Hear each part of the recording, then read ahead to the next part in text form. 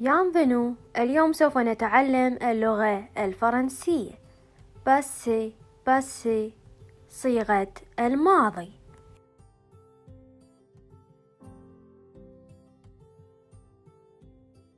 écrire يكتب.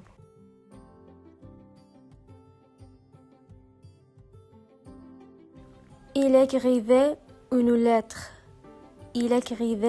une lettre هو كتب رسالة.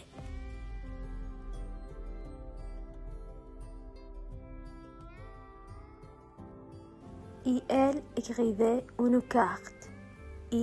écrivait une carte وهي كتبت بطاقة.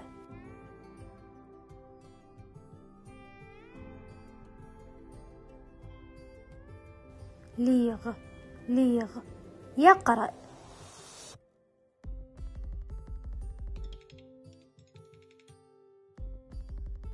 il lisait un magazine هو قرأ مجلة. elle lisait un livre وهي قرأت كتاب.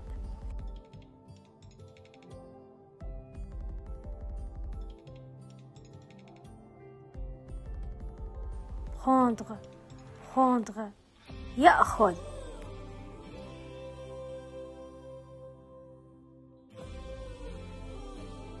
il prenait une cigarette هو أخذ سيجارة.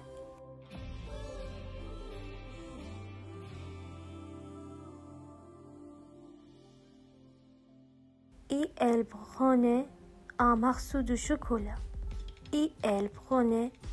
morceau de chocolat وهي أخذت قطع الشوكولا.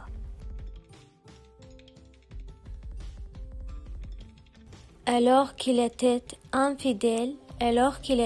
infidèle هو كان غير مخلص.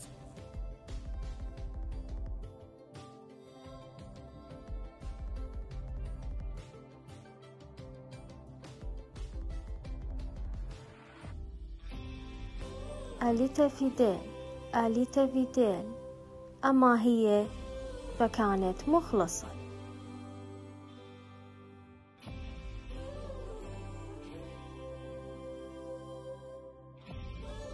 alors qu'il était paresseux هو كان كسولا.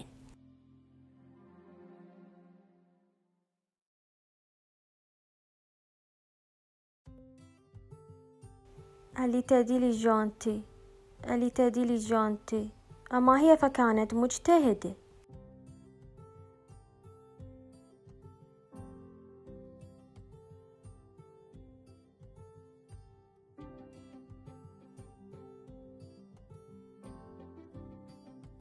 alors qu'il était pauvre هو كان فقيرا.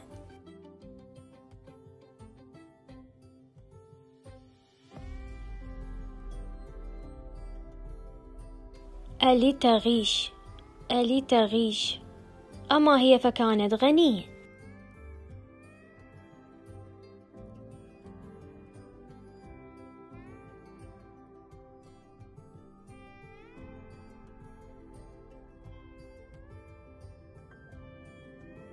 il n'avait pas d'argent mais au contraire des dettes. لم يكن لديه مال وإنما ديون.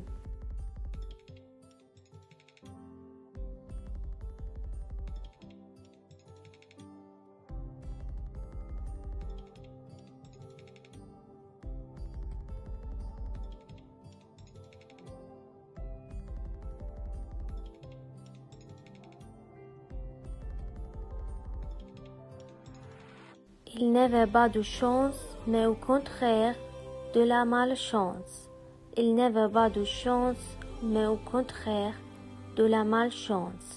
لم يكن لديه حظ وإنما كان لديه حظ سيء أو منحوسا.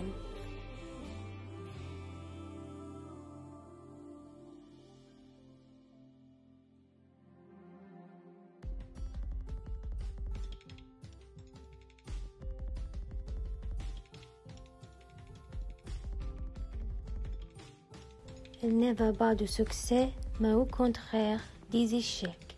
Il ne veut pas de succès, mais au contraire des échecs. لم يكن ناجحا وإنما فاشلا.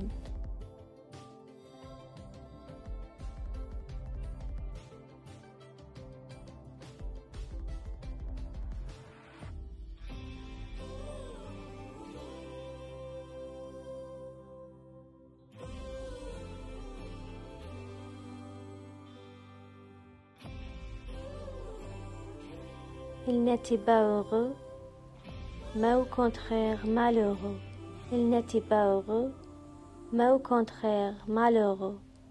لم يكن مسرورا وإنما مستاء.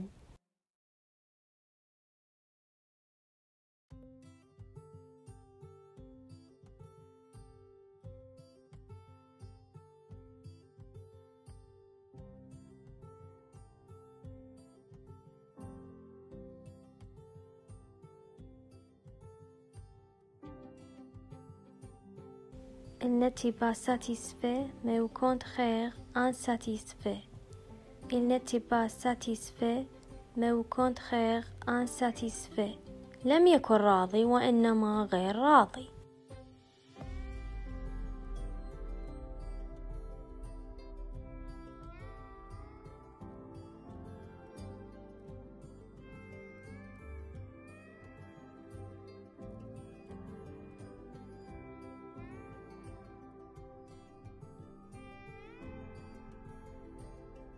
Il n'était pas sympathique, mais au contraire antipathique.